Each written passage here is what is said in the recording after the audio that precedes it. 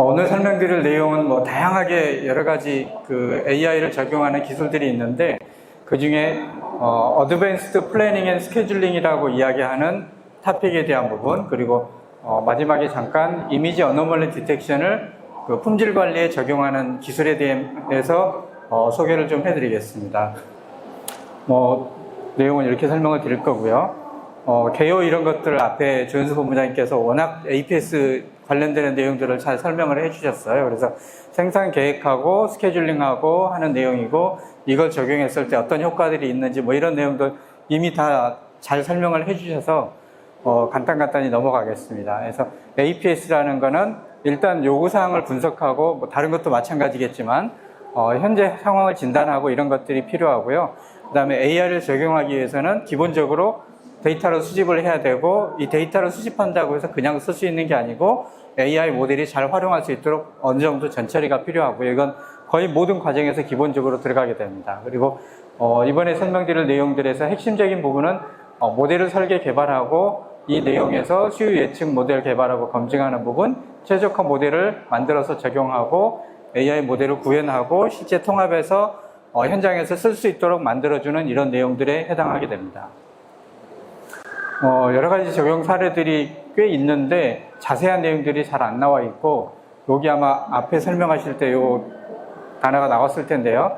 그 유라 코퍼레이션에서도 이 솔루션을 도입해서 기존의 엑셀을 이용해서 적용하던 거를 APS2를 적용했더니 여기 생산 계획 수립 시간이 많이 단축이 되더라라는 이야기를 했고, 실제로 제가 지금 여기 설명드리는 내용들을 개발한 것도 이 성남 산단에 있는 기업이 이 내용을 개발해 달라고 요청을 했었는데, 그 기업의 경우에도 마찬가지로 엑셀로 제조 스케줄링을 하고 있고, 이 스케줄링을 할 때 보통 한 달 스케줄을 작성을 하는데 생산량이 좀 많긴 하더라고요. 중견기업이라서 그런지.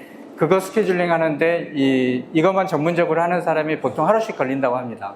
그 다음에 이제 스케줄링 다 해놨는데 그 달에 새로운 오더가 하나 더 들어오면 이거 다시 조정을 해야 되잖아요. 이것도 또 몇 시간씩 걸리고 하는 애를 먹고 있다고 해서 개발해 달라고 했던 거고요.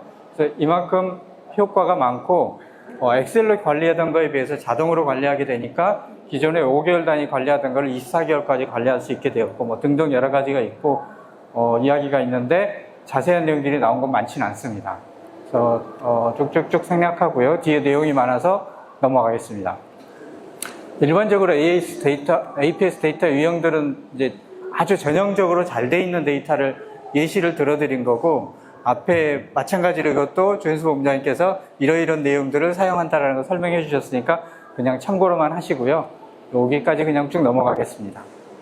그래서 이 APS라고 하는 거는 기본적으로 ERP라든지 앞에 설명드린 PLM, MES 이런 것들하고 관련이 돼서 그 데이터들을 활용해서 수주량을 예측을 하는 부분이 포캐스팅 파트고, 실제 수주가 들어왔을 때 이걸 어떻게 생산할 건지, 이 물량을 언제 생산해서 마무리하고 또 다른 물량을 언제 생산해서 마무리하면 모든 생산이 원하는 납기를 다 만족시키도록 잘 생산해낼 수 있는지, 그리고 공장 라인이 여러 개가 있을 때 이 각각의 라인들의 그 활용도가 최대화될 수 있도록 생산할 수 있는지, 이런 것들을 맞춰주는 게 스케줄링에 해당하게 됩니다. 그래서 그 결과물은 이걸 개발하게 되면 이제 다시 ERP에서 PLM에서 들어와서 MES하고 상호 연동해서 데이터를 활용을 하게 될 겁니다. 먼저 포캐스팅에 대해서 조금 설명을 드릴 거고요. 포캐스팅은 뭐 특정 제품이나 제품군 또는 모든 제품을 다 같이 고려해서 검토를 할 수도 있고요. 이번에 제가 고려했던 알고리즘들은 페이스북, 지금의 메타로 이름이 바뀐 여기서 나온 프로핏 알고리즘, 그 다음에 롱 숏텀 메모리라고 하는 LSTM 알고리즘, 리니어 디컴포지션이라는 디리니어, 패치 베이스드 타임리스 트랜스포머를 이용하는 패치 TST, 그리고 프리퀀시 인핸스드 디컴포즈 트랜스포머라고 하는 FED 트랜스포머, 이 알고리즘들을 한번 적용을 해봤습니다. 그래서 이렇게 개발이 된 상태고, 그래서 이제 그 툴 형태로 만들어져서 포캐스팅하고 스케줄링하고 두 가지가 들어있습니다. 그래서 툴 속에서 포캐스팅을 선택하게 되면, 먼저 데이터 시트를 읽어드려야죠. 데이터를 읽어드리고 이렇게 열게 되면, 여기에 포캐스팅을 하기 위해서는 기본적으로 오더가 언제 들어왔는지 날짜에 대한 칼럼이 있어야 되고요. 그 다음에 어떤 제품을 사용할 건지 칼럼, 그리고 프로덕트에 대한 오더 수주 물량, 개수에 대한 부분, 이런 내용들이 있어야 됩니다. 그래서 이런 부분들을 어떻게 선택할 건지, 이런 다양한 파라미터들을 선택하는 부분이 있고, 그 다음에 구현되어 있는 알고리즘 중에 어떤 알고리즘들을 내가 테스트할 건지 선택을 할 수가 있고, 여기는 이제 여기서 프로덕트를 선택을 하게 되면 여기에 그 프로덕트들이 현재 프로덕트에 대한 그 오더 개수가 몇 개인지, 오더 개수가 적으면은 포캐스팅 하기 어렵기 때문에 많은 오더들이 있는 순서로, 이거는 샘플 데이터이기 때문에 아주 동일한 개수로 잘 되어 있습니다. 그래서 이런 식으로 들어오게 되고, 이걸 선택을 하고 실행을 하면 되는데, 앞에 이 선택하는 부분들이 프로덕트나 데이터 퀀티티 이걸 선택하는 부분들이 기업마다 또는 이제 사무실마다 이 데이터 시트가 다를 수 있기 때문에 이거를 매핑을 시켜줘야 됩니다. 그래서 각각을 매핑을 시켜줄 수 있도록 데이터 칼럼을 뭘 쓸 건지, 프로덕트 칼럼을 어떤 거 쓸 건지, 퀀티티를 어떤 거 쓸 건지 지정을 해줄 수 있도록 만들어 놨고요. 그 다음에 이 아웃라이어 핸들링이라는 거는 수주량이 일반적으로 좀 균일하게 들어올 때는 쉬운데 어쩌다 한 번씩 물량이 튀는 경우들이 있습니다. 그래서 그런 경우가 들어와 있으면 예측하기 어렵기 때문에 그런 걸 핸들링하는 게 아웃라이어 핸들링이라고 해서 평균 플러스 마이너스 표준 편차의 몇 배를 커팅을 해서 클리핑을 하는 게 일반적입니다. 그래서 그걸 클리핑할 수 있는 기능이 들어가 있고요. 그래서 이 클리핑을 뒤쪽에 이걸 어그리게이션을 하는데 시간 단위로 뭐 그냥 날짜 단위로 할 수도 있고 주 단위 할 수도 있고 월 단위, 분기 단위 이런 식으로 여러 가지로 할 수가 있는데 그걸 선택할 수가 있고 이거를 썸을 처리할 건지 그 다음에 제품마다 따로따로 할 건지 이런 것들을 다 선택을 할 수 있습니다. 그리고 이 어그리게이션을 할 때 클리핑을 미리 클리핑을 하고 지나갈 건지 그 다음에 어그리게이션을 한 다음에 클리핑을 할 건지 또는 앞뒤에 다 할 건지 이걸 선택을 할 수가 있고요. 그래서 이런 것들을 다 적절하게 잘 활용을 해야 최종적인 포캐스팅이 잘 이루어집니다. 그래서 한 예를 들어서 살펴보면 이게 이제 알고리즘을 다 선택을 한 거고요. 프로덕트 플로팅은 한 개씩 선택을 해서 이 경우는 지금 주어진 데이터에 프로덕트를 다 썸을 한 다음에 기간 단위로 포캐스팅만 해본 겁니다. 그래서 썸을 하고 포캐스팅을 한 거고, 그래서 여기 앞쪽에 있는 이 파란 선 앞쪽까지의 데이터, 원래 빨간 선까지 있는 게 실제 데이터고요. 그 데이터를 보통 8대2로 나눕니다. 8대2로 나눠서 앞에 80%를 트레이닝에 사용하고 뒤에 20%를 밸리데이션이라고 해서 이 어떤 알고리즘이 얼마나 잘 수행이 되는지를 판단하는 데 활용을 합니다. 그래서 이 값까지를 가지고 각각에 대해서 이 뒤쪽에 있는 빨간색 뒤쪽에 있는 부분은 현재 주어지지 않은 데이터 기간 동안에 대한 거를 실제 포캐스팅을 해보는 부분에 해당합니다. 그래서 이렇게 수행이 되고 나면 각각 이 알고리즘들이 어떤 알고리즘이 좋은지를 봐야죠. 그래서 포캐스팅 같은 경우 딱히 뭐가 좋은지를 판단하는 지표가 여러 가지가 있긴 한데 제가 보는 거는 이 MAP라는 걸 주로 봅니다. MAP라는 거는 Mean Absolute Percentage Error라고 해서 에러가 평균적으로 얼마나 나오는지를 나타내는 겁니다. 그래서 이 지표가 여기서 1.36이라는 거는 에러가 평균적으로 1.36이기 때문에 굉장히 잘 예측하는 케이스에 해당합니다. 일반적으로 여러 가지 해보면 포캐스팅은 거의 한 30% 내외로 오르락내리락 하는 게 일반적이고요. 이 데이터는 인위적으로 만들어진 데이터이기 때문에 좀 잘 되는 케이스에 해당합니다. 그 다음에 MAP라는 지표가 극단적으로 맞지 않는 케이스들이 있습니다. 그거는 원본 데이터 값들이 0에 가까운 값이 많이 있으면 이게 그 MAP라는 수식 자체가 원본과의 차이가 분모로 들어가기 때문에 값이 엄청나게 커지는 문제가 있습니다. 그래서 그런 경우를 대비하기 위해서 그걸 보완하는 SMAP라는 값을 같이 보고 있습니다. 그래서 이 MAP가 전체적으로 다 커지는 경우에 그때는 이 SMAP를 대신 활용을 하게 됩니다. 그래서 이렇게 볼 수가 있고, 그러면 지금 이 데이터 같은 경우는 이 디리니어라는 알고리즘이 전반적으로 다 좋긴 하지만 이 알고리즘이 가장 좋게 나오는구나 라고 판단을 할 수가 있고요. 그래서 지금 이거는 이 부분에 보면 데이터가 일반적으로 그냥 무난하게 비슷비슷하기 때문에 잘 예측할 수 있는 케이스인데, 특이하게 이 부분은 그 나머지 값들하고 많이 벗어나는 값인데 이런 부분을 아웃라이어라고 이야기를 합니다. 뒤에서 조금 더 설명을 드릴 거고요. 그래서 지금 D리니어가 가장 잘 나왔기 때문에 이 D리니어 알고리즘 하나만 선택을 하면 앞에서 여기서 요거 하나씩을 선택을 하면 온오프를 시킬 수가 있습니다. 그래서 하나만 선택해서 볼 수가 있고 하나만 선택해서 보면 이렇게 나옵니다. 그래서 원본 데이터가 이만큼 있고 밸리데이션 했을 때 많이 비슷하죠? 없는 데이터 포커싱 했을 때도 원본 데이터, 그 학습한 데이터하고 아주 흡사한 형태를 나타내고 있죠. 그래서 이런 형태로 포캐스팅이 잘 되고 있는 걸 볼 수 있고요. 이거는 이제 이 아웃라이어를 약간 처리를 한 겁니다. 그래서 아웃라이어 처리를 평균 플러스 마이너스 표준 편차의 2배 이상 넘어가는 거를 클리핑을 하면 약간 줄어들게 됩니다. 많이 내려갔던 게.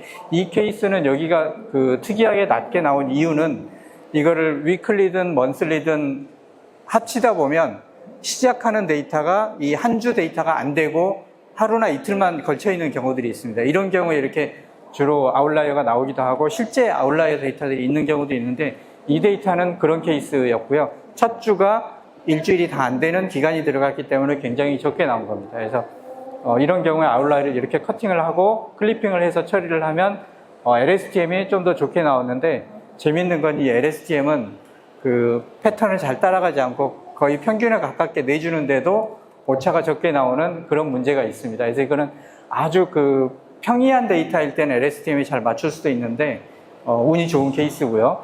보통은 이 포캐스팅에서는 LSTM이 잘 되지는 않습니다. 좀 특이한 케이스고요. 그래서 이 아웃라이어 핸들링을 지금 2.0으로 해봤고 1.0으로 하면 평균 플러스 마이너스 표준 편차 벗어나는 거를 다 클리핑을 해주면 포캐스팅은 아주 잘 됩니다. 물론 그렇게 실제 수주가 된다는 보장은 없죠. 하지만 포캐스팅을 해보기에는 좋습니다. 이렇게 포캐스팅을 하면 이제 프라핏이 1.34로 가장 잘 나오는 케이스고 이 프라핏이라는 알고리즘은 특징이 페이스북에서 만들 때 그 주기성을 잘 그 판단해서 포캐스팅을 할 수 있도록 만들어낸 알고리즘이기 때문에 약간 이렇게 주기성이 살짝 보입니다. 그래서 이렇게 살짝이라도 주기성이 보이는 데이터는 프라핏이 비교적 잘 포캐스팅 해주는 경향을 보이고 있습니다. 그래서 이 프라핏이라는 놈만 따로 꺼내서 보면 굉장히 유사하죠. 아주 흡사하게 잘 그려주는 것을 볼 수 있습니다. 그 다음에 이제 그 각 제품들을 하나씩 꺼내서 보고 싶을 수도 있잖아요. 앞에는 전체 제품을 다 썸했을 때 오더가 어떻게 나오는지 보는 거였고 하나하나의 제품들을 골라서 볼 수가 있습니다. 각각의 제품을 골라서 보면 비슷한 패턴이 나오는데 여전히 아웃라이어는 조금 존재하고 패턴은 조금 더 그 전체 썸을 했을 때보다는 조금 더 들쭉날쭉하는 게 많아 보이죠. 그래서 이런 경우는 조금씩 더 포캐스팅 하기는 어려워집니다. 그래서 MAP 값이 앞에보다는 조금 높게 나오지만 잘 나오는 놈이 하나가 있는 거고요. 그러면 이 데이터는 이 패치 TST라는 걸 이용해서 당분간은 예측을 하면 괜찮겠다라고 판단할 수가 있습니다. 그래서 패치 테스트를 꺼내보니까 이런 형태로 포캐스팅을 하고 있고요. 그 다음에 다른 제품 006번을 꺼내서 보니까 이 경우도 이거는 프라핏이 예측을 잘했네요. 프라핏이 예측을 잘했고 하나만 꺼내서 보면 이렇게 나오는데 대부분의 경우 이렇게 평균 근처에서 흔들리는 패턴을 유사하게 모델링을 해주고 이 포캐스팅의 기본 원리는 이겁니다. 무빙 에버리지라고 해서 묶음들이 어떻게 변하는지를 쭉 계산을 해보면 이게 트렌드라는 게 나옵니다. 그래서 트렌드가 이거는 트렌드를 보면 전반적으로 평이한 트렌드를 보이고 있고요. 그 트렌드에다가 이게 얼마나 흔들리는지를 뽑아냅니다. 그걸 레지듀얼이라고 하는데 잔차값들인데 그 잔차값들의 특징을 모아서 트렌드에다가 얹어주는 겁니다. 그렇게 하는 게 일반적인 포캐스팅 방법이고 그렇게 해서 보면 이거는 트렌드가 평이하기 때문에 평이하고 잔차값들이 오르락내리락 많이 하기 때문에 많이 흔들리는 형태로 나타나게 되고요. 이거는 다른 회사 데이터입니다. 이게 이제 원래 이걸 해달라고 요청했던 회사의 실제 데이터고요. 실제 데이터는 보통 이렇습니다. 이렇게 그 오더가 평이하게 들어오는 게 아니고 뭐 어떤 때 많이 들어오고 어떤 때 조금 들어오고 이게 아주 일반적인 형태들인 것 같습니다. 실제 이거 말고 어제도 그 부산에 있는 다른 기업 데이터 가서 세미나 해주고 왔는데 마찬가지 그 회사의 데이터는 이거보다 더 심한데요. 거의 막 10배씩 튀고 그러더라고요. 어떤 때 거기는 이제 조선 관련 물량이라 그런지 한 번 물량이 들어올 때 배 한 척 건조하기 시작하면 여기에 들어가는 부품들이 와장창 주문이 들어오는 거죠. 그래서 그 주문이 순식간에 막 몇백 개씩 들어오고 어떤 때는 한 개, 두 개 샘플만 나가고 그런 식으로 돼 있어서 아주 어려웠던 케이스인데 이 회사 데이터는 그나마 무난합니다. 보통 한 20%, 30% 이내에서 MAP 값이 나오기 때문에 무난하게 예측은 될 수가 있습니다. 그래서 대부분 이 아웃라이어처럼 보이는 부분들은 예측할 때 거의 무시하고 보여줍니다. 그래서 이 정도면 무난하게 괜찮게 나온다라고 판단할 수가 있고요. 이거는 먼슬리 썸을 해서 아웃라이어를 처리하지 않고 테스트를 한번 해본 겁니다. 그 다음에 먼슬리 썸에 앞에서 제일 좋게 나왔던 D리니어만 뽑아서 본 거고요. 이건 트렌드가 약간 내려가는 트렌드가 보이죠. 내려가는 트렌드가 보이기 때문에 뒤쪽도 전반적으로 내려가는 트렌드를 그대로 따라갑니다. 그 다음에 이거는 아웃라이어 핸들링을 살짝 처리를 해본 겁니다. 살짝 처리해서 크게 차이가 나지는 않고요. 딜리니어가 잘 나오는 케이스고 여기까지 아웃라이어를 조금 더 처리하면 포커싱 결과는 더 좋게 보이긴 합니다. 물론 꼭 그게 맞는다라고 보장을 할 수는 없지만 그건 이제 사용자가 보고 이건 아웃라이어가 좀 많다 싶으면 아웃라이어를 많이 클리핑하면 좋고 그러고 그 포커싱 결과를 활용하시면 됩니다. 이제부터는 스케줄링 부분이고요. 앞에서 빨리 끝내주셔서 시간이 여유가 있군요. 조금 천천히 하겠습니다. 스케줄링 파트는 그 포커싱보다는 조금 더 복잡합니다. 스케줄링을 하기 위해서는 기본적으로 물품에 대한 오더하고 그 다음에 이 오더를 언제까지 생산해야 되는지 그 납기 일자라든지 그 다음에 제조를 할 때는 어떤 물품을 하나를 제조할 때 평균적으로 얼마의 시간이 걸리는지를 알아야 스케줄링을 할 수가 있습니다. 그래서 그런 여러 가지 정보들이 좀 더 들어가게 되는데 그것들을 처리하기 위해서 이건 이제 이 회사에서 받을 때 이 이름으로 시트를 받은 건데 실제 오더에 대한 정보를 가지고 있는 시트가 하나가 필요하고요.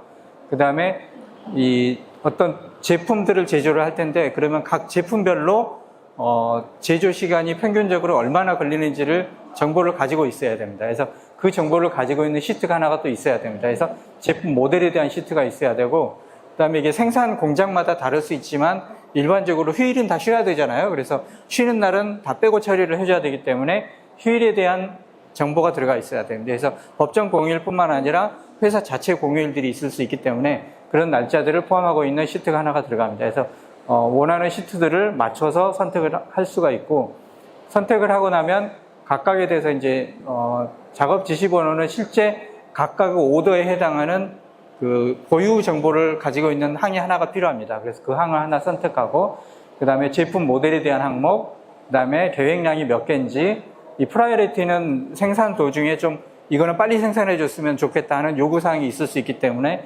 프라이어리티를 1부터 5까지 줄 수가 있고 레디 데이트라는 거는 어떤 제품은 이 제품을 만들려면 부품들이 뭐뭐가 조달이 돼야 되는데 이 부품이 조달이 언제 될 거기 때문에 이 제품은 언제부터만 생산이 가능해 라고 하는 거를 줄 수가 있습니다. 그래서 그런 부분들을 주는 항목을 정해줄 수가 있고 듀 데이트가 뭐 계획 일자일 수도 있고 또는 납기 일자일 수도 있고 이런 선택을 주게 되면 이 날짜 안에 생산이 완료되도록 스케줄링을 해주게 됩니다. 그다음에 이 라인이라는 거는 여기에 이제 이 제조 공장이 라인이 한 개일 수도 있지만 뭐 2개, 3개, 4개, 5개 여러 개 라인을 가지고 생산할 수도 있기 때문에 라인 개수를 주면 그 라인 개수에 맞춰서 스케줄링을 해주게 됩니다. 모델 시트 같은 경우는 간단하게 모델 이름하고 실제 한 모델을 생산하는데 얼마나 걸리는지에 대한 정보가 들어가 있고요. 이 정보에다가 그 다음에 그러면 이제 스케줄링을 언제부터 시작할 건지 그래서 이 타임 리밋은 알고리즘 실행 시간을 제한하기 위한 거고요. 라인 수는 공정 라인이 몇 개인지 그걸 맞춰가지고 뭐 2개, 3개, 4개 적용을 할 수가 있고 여기에 이제 원하는 알고리즘들을 선택을 할 수가 있습니다. 그래서 리스트 스케줄링, 그리디, 리인포스먼트 러닝, 뭐 GNN, RL 등등등, 컨스트레인트 프로그래밍 등등 여러 가지를 구현한 알고리즘을 선택할 수가 있고요. 이것들을 선택하고 실행을 하면 이렇게 스케줄링을 해줍니다. 그래서 선택한 알고리즘들에 대해서 스케줄링된 결과가 나오고, 이거는 이제 이거 요청했던 업체에서 특이하게 추가해달라고 했던 건데, 스케줄링 결과에 대해서 이 항목들이 어떤 내용인지 보고 싶은 걸 추가로 볼 수 있도록 해달라고 해서 추가를 한 거고요.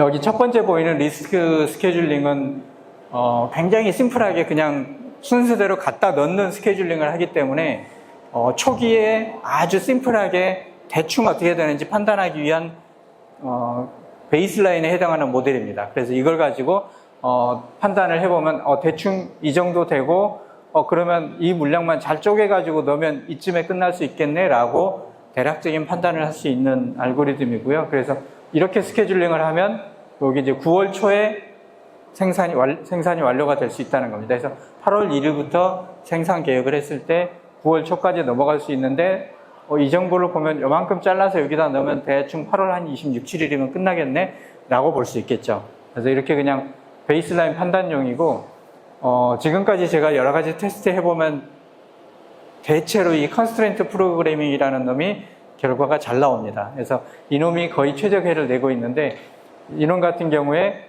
굉장히 빽빽하게 잘 채워줍니다. 빽빽하게 잘 채워주고 실제로 8월 26일까지 모든 제품 생산이 완료될 수 있다는 걸 보여주고 있습니다. 그래서 이렇게 물론 다른 것들도 이제 비슷비슷하게 잘 나오는 놈들이 있고 MIP라는 거는 믹스드 인티저 프로그래밍이라고 해서 아주 옛날부터 쓰던 그 수치 해석 그 모듈이긴 한데 그걸 이용해도 되는데 컨스트레인트 프로그래밍하고 거의 비슷한 결과가 나오는데 시간이 좀 더 걸립니다. 그래서 이거는 이제 스케줄링이 끝나고 나면 전체적으로 썸머리를 볼 수 있도록 시트를 하나 추가해 주는데 각 알고리즘별로 라인 엔드 데이트라는 게 방금 전체 제조가 언제 끝날 수 있는지를 나타내는 겁니다. 그래서 8월 27일 날 여기서는 이제 2시간 35분 형태라고 보시면 되고요. 뭐 시작 시간 8시면 8시부터 2시간 35분 후, 9시면 그때부터 2시간 반 후 이렇게 보시면 되고, 토탈 딜레이라는 거는 전체 납기 지연이 얼마나 있는지. 그래서 지금 결과는 납기 지연이 없는 상태고, 에버리지 유틸리제이션 같은 경우 라인을 몇 개를 사용했으면 전체 라인 평균적으로 활용도가 몇 % 된다. 그래서 지금 컨스트레인트 프로그래밍 같은 경우에 이 에버리지 유틸리제이션이 99.99%로 거의 100% 가까이 라인을 다 활용해서 8월 27일까지 납기를 만족할 수 있다라는 것을 보여주는 거고요. 밑에는 잘못 카피된 겁니다. 또 한 가지는 이제 스케줄링 결과에서 일부러 납기 오류가 생기도록 몇 개를 납기를 좀 땡겨가지고 한번 스케줄링을 돌려본 거고요. 그렇게 스케줄링을 돌리면 납기 오류가 있는 경우 이렇게 표시가 됩니다. 그래서 이 오더에 대해서는 8월 1일부터 8월 14일까지 생산할 수 있기는 한데 이게 오더를 일부러 8월 13일까지로 땡겨놨습니다. 만족을 못 시키도록. 이런 경우에 이렇게 만족이 안 된다라고 표시가 되도록 되어 있고요. 빨간색으로 표시가 되도록 되어 있고요. 그래서 앞에 시트에서 납기든 뭐든 조금 더 아마 그 설명을 따로 안 해놔서 이렇게 시트를 띄우면 이 시트에서 여기 있는 값들을 다 바꿀 수가 있습니다. 그래서 계획 일자, 납기 일자나 이런 부분들을 바꾸고 바로 스케줄링을 돌려보면 what if analysis라고 해서 이걸 이렇게 바꾸면 어떻게 될까라는 거를 바로바로 해볼 수가 있습니다. 그래서 여기 보시면 썸머리에 보시면 CPU 타임이 거의 그 초 단위로 실행이 되기 때문에 바꾸고 돌려보면 한 달 정도 스케줄링은 바로바로 나온다고 볼 수 있기 때문에 what if analysis를 쉽게 해볼 수가 있고, 실제로 이 업체의 데이터를 제가 1년 데이터를 다 받아가지고 스케줄링을 해도 거의 10초 안에 스케줄링이 나옵니다. 그래서 1년 정도 데이터까지는 화리포 애널리시스를 쉽게 해볼 수가 있을 거고요. 오류가 나는 케이스고, 지금부터는 이제 스케줄링까지 끝났고요. 이미지 어노멀리 디텍션이라는 기술을 이용해서 품질 관리에 적용하는 거를 테스트를 해보고 있는 중인데요. 이게 이미지 어노멀리 디텍션을 가지고 품질 관리, 여기서 품질 관리라는 거는 어떤 제품에 오류가 있는지, 불량이 있는지를 이미지를 가지고 판단하는 것을 말씀드리는 건데, 이게 어렵지 않게 개발을 할 수가 있고 알고리즘들이 좋은 게 많이 나와 있는데 실제 현장에 적용하려고 알아보면 가장 어려운 문제들이 이거더라고요. 많은 제조기업들이 다 품종 소량 생산을 하고 있다는 거. 뭐 대기업처럼 100만 개씩, 1000만 개씩 생산하는 이런 데는 쉬워요. 적용하기 쉽습니다. 근데 많은 기업들이 가서 보면 한 번 물량 생산할 때 300개, 500개, 한 1000개 나오는 경우가 많더라고요. 1000개 이하 나오는 게 굉장히 많더라고요. 그래서 그런 경우에 레이블링도 하기 어렵고, 뭐 레이블링을 한다 하더라도 1000개 생산하는데 뭐 2, 3일이면 생산하고 끝날 건데 언제 레이블링 해가지고 학습시키고 다시 돌리는지 그런 이슈가 많더라고요. 그래서 이런 이슈들이 있어서 이걸 어떻게 해결하면 좋을까 해서 기존에 나와 있는 알고리즘들을 조금 변형해서 적용을 해봤고요. 이런 문제들을 적용해서 테스트하기 위한 벤치마크 데이터들이 있습니다. 그래서 MVTech 어노멀리 디텍션이라고 해서 고맙게도 해외에 있는 기업 중에서 자기들이 이제 여러 가지 테스트했던 데이터들을 공개를 해준 데이터가 있고요. 한 5천여 장의 그 고해상도 이미지들을 제공을 하고 있습니다. 그래서 노멀인 케이스, 어브노멀인 케이스, 실제 어브노멀인 경우 어느 부분이 문제가 있는지, 폴트가 있는지를 이렇게 세그멘테이션까지 다 해서 데이터를 공개를 한 게 있고 이런 데이터를 활용할 수가 있고요. 그 다음에 요즘은 더 나아가서 이제 로지컬 어노멀리라고 해서 제품의 어떤 위치에 불량이 있는 것만 보는 게 아니고 요즘 도시락 같은 경우 보면 뭐 여기는 사과가 들어가야 되고 여기는 바나나가 들어가야 되고 여기는 뭐 땅콩이 몇 개가 들어가야 되는 게 일반적이다. 근데 어떤 도시락에 이게 5개가 들어갔다거나 땅콩하고 바나나가 위치가 바뀌었다거나 그런 부분들을 찾아내는 것을 로지컬 어노멀리 디텍션이라고 합니다. 그래서 저는 아직 이거는 타겟을 하고 있지는 않고요. 또 한 가지 비주얼 어노멀리 데이터셋이라고 해서 이런 전자부품들이 좀 추가된 데이터셋들도 있습니다. 이런 데이터를 활용하실 수가 있고요. 그래서 제가 생각했던 거는 정상, 비정상 구분 없이 그냥 레이블링도 하지 않고 나온 데이터 다 집어넣으면 알아서 학습해가지고 정상인지 비정상인지 구분을 해주고 비정상인 게 여러 가지 형태가 있으면 이것까지도 좀 구분을 다 해줬으면 좋겠다 해서 이렇게 시도를 해봤고요. 그래서 정상과 비정상을 구분하고 비정상인 놈들은 유형별로 구분할 수 있도록 하고 비정상인 거에 위치까지 어디가 비정상인지 불량이 있는지 찍어줬으면 좋겠다라는 것들을 타겟으로 개발을 해보고 있습니다. 그래서 일반적으로 이걸 하기 위해서 가장 기본적으로 필요한 게 이게 이제 패치라는 걸 이용해서 학습을 하게 되는데 패치라는 거는 이렇게 헝겊 찻조가리 같은 걸 말하잖아요. 그래서 한 이미지가 있으면 이 이미지를 여러 개의 패치로 쪼개가지고 잘 자란 패치별로 학습을 시켜서 처리를 하는 부분을 하고 있습니다. 그래서 그렇게 하다 보니까 정상, 비정상을 판단하려면 객체 데이터가 일정한 방향으로 동일한 모양으로 놓여 있어야만 학습을 잘 시킬 수 있기 때문에 전처리 과정에서 이런 부분들을 처리를 해줍니다. 그래서 오브젝트를 얼라인을 시켜서 학습이 잘 될 수 있도록 만들어주고 각 패치별로 여러 개의 이미지를 찍어서 들어오면 정상인 놈들은 거의 비슷비슷할 거잖아요. 그래서 그렇게 해서 정상인 부분을 판단하고 어쩌다 비정상이 들어오는 놈들을 이거는 정상과 다르다라는 거를 그 패치 영역별로 끄집어내는 걸 합니다. 그렇게 해서 정상, 비정상이 비정상인 부분이 좀 여러 개가 있고 많이 있으면 이놈은 전체적으로 비정상이다 라고 판단하는 형태로 처리를 하게 됩니다. 그래서 이렇게 개발을 해보니 앞에 MVTech AD라는 거에다 적용을 해보니까 각각 이미지 수가 몇백 장 정도 됩니다. 각각은 한 300장 내외 되고 불량 이미지가 제법 많습니다. 그래서 정상인 거에 비해서 일부러 이건 학습용으로 만들었기 때문에 보통은 기업들이 불량률이 이렇게 많으면 안 되죠. 불량률은 보통 1% 이하인 것 같은데 일부러 불량의 이미지가 많고 정상인 이미지가 상대적으로 적은 형태로 데이터셋을 제공을 하고 있고 이 이미지들에 대해서 테스트를 해보면 불량이라고 판단한 이미지 수가 이렇게 나왔고요. 실제 이미지 레벨로 불량인 걸 정상적으로 잘 판단한 게 잘 나오는 거는 98.8%에서 거의 99% 가까이 나오고 평균적으로 한 88% 정도 나오는 걸 볼 수가 있습니다. 픽셀 레벨이라는 거는 실제 어느 부분이 불량이 있는지까지 끄집어내는 거를 픽셀 레벨이라고 하고요. 그렇게까지 끄집어내는 게 오히려 더 잘 나오는 케이스들이 꽤 많더라고요. 그래서 예측한 불량 이미지 수하고 이 AU ROC라고 해서 이제 이쪽 이미지 어노멀리 디텍션에서 사용하는 지표 중에 조금 복잡한 그 한 가지 지표인데요.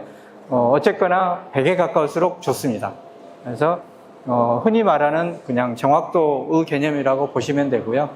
그래서 기존에 나와 있는 알고리즘들은 이미 그 레이블링이 돼 있고 정상인 걸 다 알려주고 소위 슈퍼바이즈드 러닝을 해서 그 결과들은 이게 95% 이상 나오기는 합니다. 현재 95% 이상 나오긴 하는데 앞서 말씀드린 그 다품종 소량 생산에서 적용하기는 어렵기 때문에 거기에 적용하기 위해서는 이런 형태가 필요하고 아직은 그렇게 높지는 않다라고 판단하는데 조금 더 개선을 해서 이게 90%를 넘어가고 이게 95% 정도가 나오면 전반적으로 그 현장에 적용할 수 있는 정도가 되지 않을까 생각을 하고 있습니다. 그래서 앞에 제가 개발자가 있으신지 여쭤봤던 게 이제 이런 내용들을 듣고 실제 개발에 적용하시면 좋을 것 같은데 개발하시는 분이 없으셔서 그런 부분은 좀 아쉽긴 하고요.